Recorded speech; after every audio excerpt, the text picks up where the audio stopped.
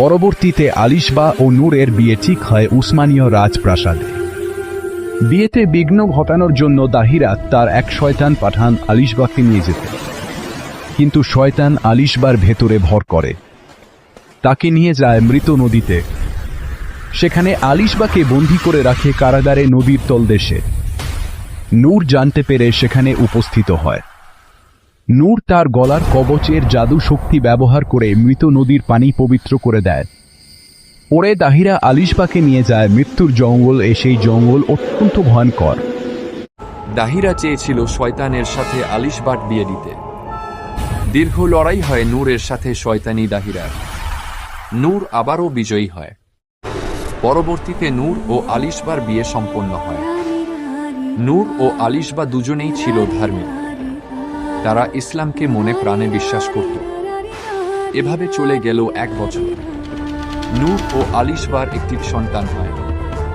সেই বাচ্চাটিকে চুরি করার ষড়যন্ত্র করে দাহিরা, কিন্তু শয়তান দাহিরা বাচ্চাটিকে চুরি করতে আসলে তাকে গোলক ধাঁধায় বন্দী করে নূর।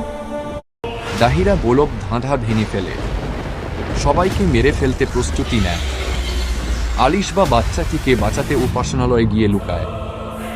পরবর্তীতে দাহিরা মসজিদ ঢুকতে গেলে এক পা রাখতেই সে আচরে গিয়ে পড়ে 10 হাত দূরে।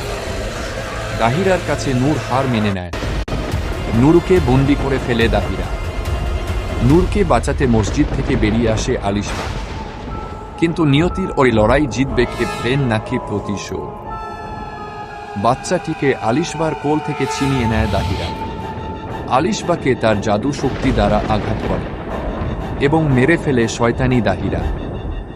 দাহিরার গোটা উসমানীয় সাম্রাজ্য দখল করে দাহিরা নূরকে অন্ধকার কারাগারে বন্দী করে রাখে।